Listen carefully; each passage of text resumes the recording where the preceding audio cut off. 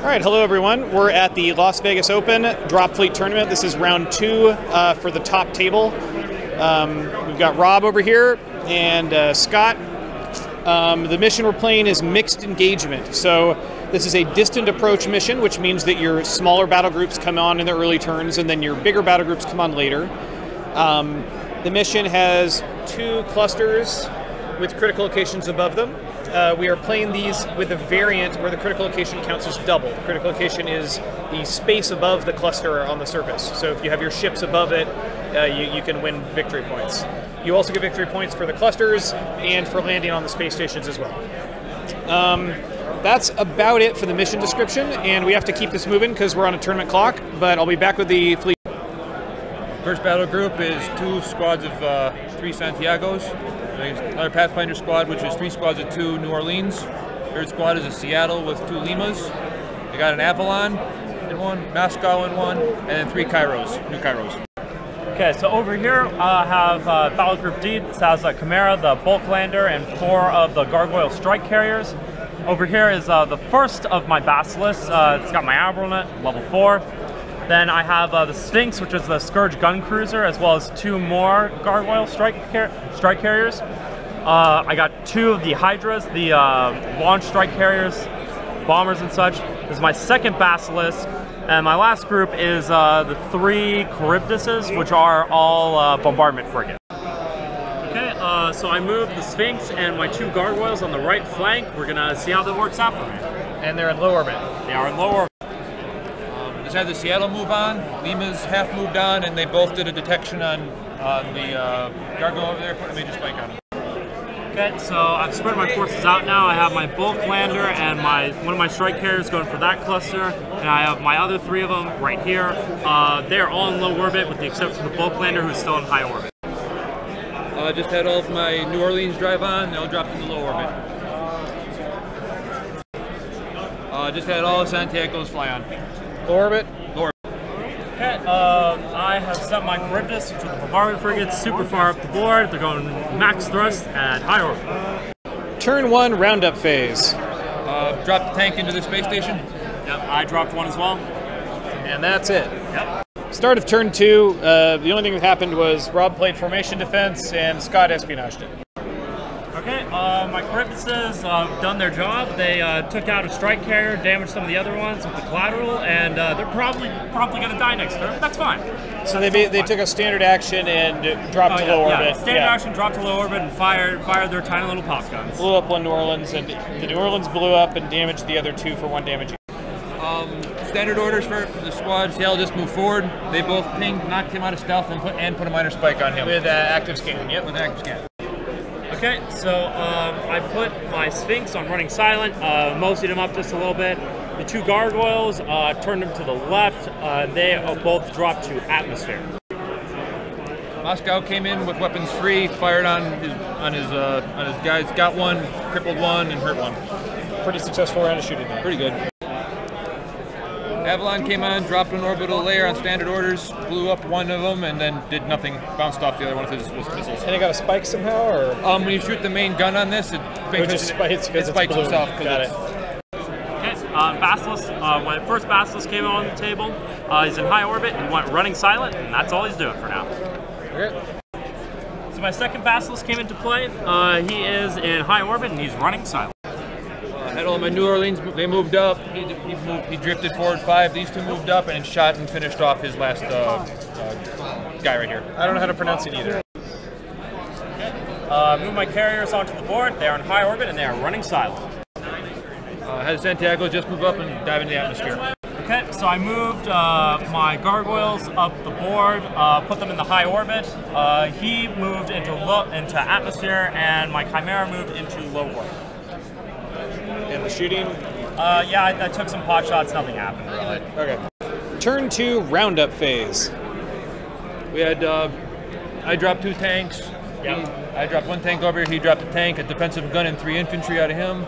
And then he launched 5 bombers, and I launched 3 fighters to counter. They'll activate at the end of his turn. Right, okay. Start of turn 3. I won with the cards, but he tried to seize the initiative, which I espionaged. Yep. Seattle's moved up in the atmosphere a little bit. You mean the New Orleans, right? New Orleans. Okay, yep. New Orleans just moved up by the station, and this one just dove in the atmosphere, took a pop shot, and missed that one. All right, mainly just move the gargoyles around, trying to avoid the death ball of Santiago's there. Did a little damage to one of the strike carriers, and that's about it. This one here, right? Yeah. Yeah. So I moved my gargoyles slightly and brought my Sphinx more to the middle of the board and did a little bit more damage to a strike carrier, and that's it. Just had the Avalon move up. He attempted the detection to knock his stealth off, but failed. Moscow moved up. He detected. He did knock him out of stealth, and I managed to put 1 point of damage on him. Okay, so I moved my carriers into position. Took a pot shot at this thing, didn't hit. Lima's just shifted forward a little bit and put a major spike onto him.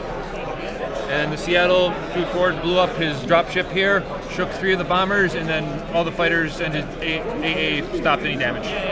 Wow. All right.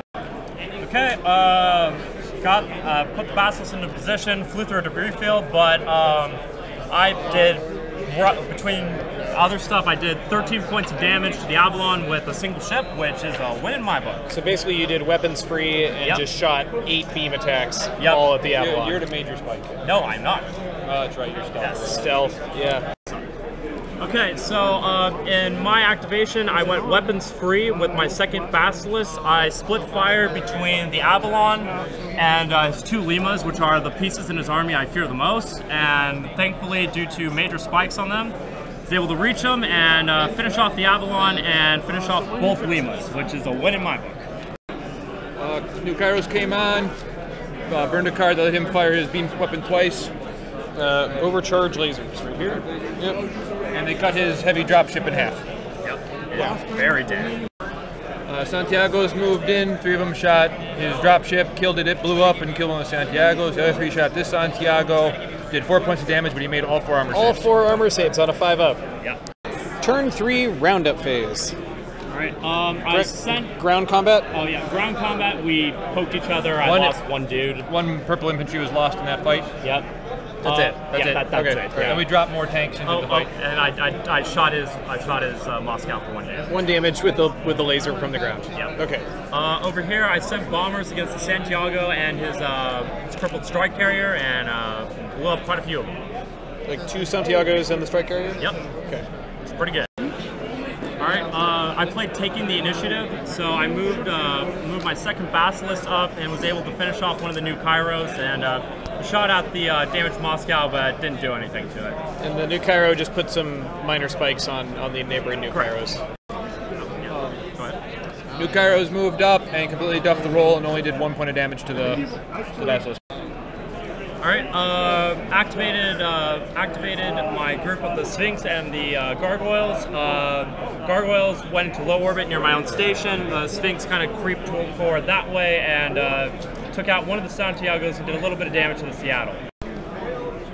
Moscow moved up, dropped in the lower orbit, and took some pop shots. This guy did 2 points of damage. All right, I activated the Santiagos, and he used the card to steal the initiative. I used Admiral's Directive. We rolled off. I eventually got the initiative. Moved up, did nothing to the Seattle, but I put myself to kind of control that, and then took out another one of the Santiagos. Santiago activated, just moved forward, took some shots, did no damage. Seattle moved over the city and did 2 points of damage to the carrier. All right, I moved my strike carrier over there to basically try and control that space station. And then over here, I got very lucky and managed to cripple and ultimately shoot down his strike carrier over there. Santiago's came up and took some pop shots, did no damage. Santiago's? You mean the New Orleans? New Orleans, sorry. Okay, yeah, no worries. Turn 4 roundup phase. So start with the lasers on the ground. He shot me up. 1 point of damage here. Okay, ground combat. These 2 tanks just bounced off each other. Everyone just bounced off each other over here. No damage done. Yeah. Right. And launch assets. Took out his 2 strike carriers with some bombers, and then used more bombers to cripple his Seattle and set it on fire. And did you deploy any more ground assets? Yeah. Yes. I deployed a tank over there. I deployed a tank over there. That's it. And damage control. He's still on fire, but the Moscow's Wi-Fi is back. You can see again. Turn 4, scoring. All Right. So we have a cluster here that was claimed by Rob. Yep. Cluster there was claimed. I got it. Rob again. We have a space station which we're counting as a cluster. Rob for that one, right? Yep. Okay. And that one's push. We can test. And that one is Mine. Scott. Okay. And then all the critical locations. That one. Scott. Scott. Yep, because the cruiser. Yeah. Scott again. I got that one. Rob, and that counts as double because we're using the variant. Contested. And contested, so that one pushes. And the score after turn 4? I have 15 to his 9. Okay. Start of turn 5. Top of turn, next generation armor plating. Rerolled failed armor saves. Okay, the Basilisk continued what he was doing, going weapons free, roughed up his stuff quite a bit, was able to destroy the Moscow, and I've sent him into orbital decay. Santiago just flew over, dove in the clouds, took some shots, did no damage. Alright, I used come to new heading. Basilisk. With the Basilisk. Course change, right? Okay. And I was able to, with some luck, take down the Santiago with some beam shots and use the close action to finish off one of the New Cairos. New Cairo came to new heading, dropped the layer, shot everything it had, did no damage, didn't even hit it. Alright, I moved the Sphinx up a bit, just went standard orders in low orbit, took some shots at the Seattle, but was not able to put it away. The Seattle, with 1 hit point left, attempted to ram him, failed it, and died. Yeah, rolled a 1, unfortunately. Okay, so I moved my carriers up to try and put away the last New Cairo, and it's not happening. Well, you did some damage to it. Oh, yeah. And the scanners are offline. It has 1 hit point left. Yeah. It's not looking. Turn 5, roundup phase. So first off, the ground lasers. Ground laser fired, crippled his carrier, had a really good crippling hit, doing Reactor overload. Twice. Yeah. Blowing it up. Nice. Okay, and then ground combat and movement. These two bounced off each other, these guys all bounced off each other, and we traded a tank for a tank in this cluster. Yeah. Okay, and dropping new stuff onto the ground. I actually did do that. Sorry. Well, let's do the fighters and bombers. But he launched bombers, destroying my last ship. Yep. Okay, it blew up, didn't hurt anything. All right, I'll be back in a second. All right, new drop ships on the ground. We put a tank on the space station and a tank in the cluster over there. And we'll be back in a second with turn 6. All right, so this is turn 6, and since Rob doesn't have any ships left, these are just the movements that Scott did on turn 6. So you moved over into that critical location. Yeah, okay. It's basically just a whole lot of station keeping, everyone going to low orbit, staying where they need to be to score points, and that's about it. Okay. Turn 6, roundup phase. So ground lasers. Yeah. Fired, did 1 point of damage to him. All right, ground movement and ground combat. These two tanks shot each other, did nothing. We had a 2-on-2 here where they mutual exchange. Yeah. And then over here, he killed the 1 tank that was over here. Okay, and dropping new stuff onto the ground it doesn't really affect the outcome of anything at this turn. No. All right, so we'll be back with this. All right, so scoring for the end of turn 6. So start with the clusters.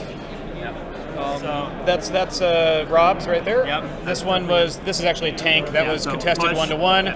Push. That one's Scott's. That one is also Scott's. Yep. Then the critical locations, everything is Scott's because he has all the ships left. And these are doubled, so he got a total of 14 points. Then when you add the kill points, Scott got the full 8 for killing everything, and Rob got 2 for the stuff that he killed. The final victory point score when you add it all up is 40 to 25, which if you consult the table here for Hawk tournament scoring is a 15-point differential, so the tournament point differential is 15 to 5. All right, so let's debrief this. What do you think about how the game went?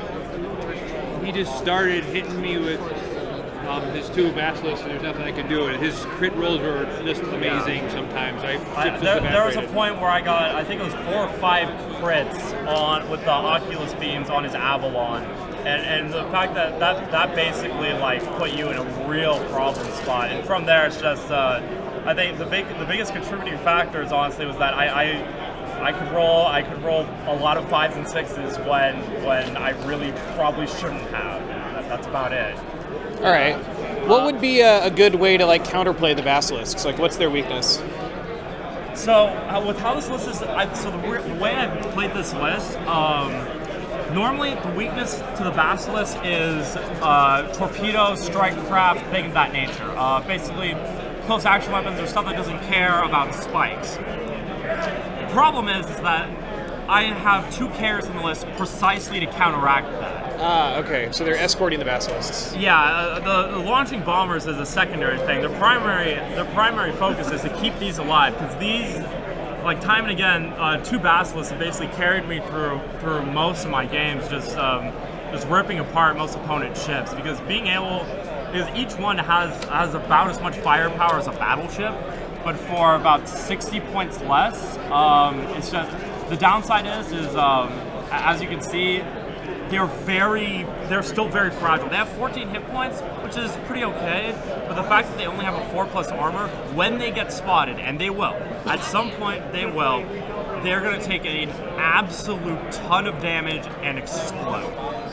Yeah. One thing I think that my opponent actually did right, he deployed all of his burn-throughs in a corner, he was very cagey with them, and it forced me to, or normally I like to play super aggressive, it forced me to basically play footsie until I could get him to commit to something that I could pounce on, and that happened to be when you got 2 major spikes. I got delayed here trying to get out of this corner and try to intercept them because I had some bad rolls, and he made a good move when he stealthed up his carrier, and I was forced to try to detect it out of there and put myself on major spikes. Yeah. I couldn't get any momentum going out of the corner, and he just... Yeah, I just rushed. So would it have helped then if you had like a different ship to do active scanning with rather than your New Cairos or your Avalon? I had 2 of them, but they just were later on in my cards, so I couldn't. Yeah, got it. Okay, makes sense. Couldn't use them to detect for me.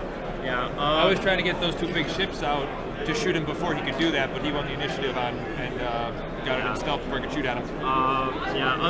The only other thing I can really say is that the Scourge Commander is really good, but it's very luck based. Like in this game, I feel like a lot of stuff went my way. If you look at it from like a statistical standpoint, it really shouldn't have. So like this game, I think is kind of an outlier, as opposed to like a true to life representation of how good everything is. Don't get me wrong, like I like my ships, I think they are good, but in this, like being able to roll like 5 crits just out of the blue, or save like 4 armor saves at 5+, that is not typical. Not normal. At all. Yeah, that is being very lucky. Cool. All right. Well, this is round 2. We've still got round 3, so it looks like you'll probably be at the top table again, and we'll see how the other results go. Cool. Have fun with the Shiltari. No. All right. No. Thanks for watching.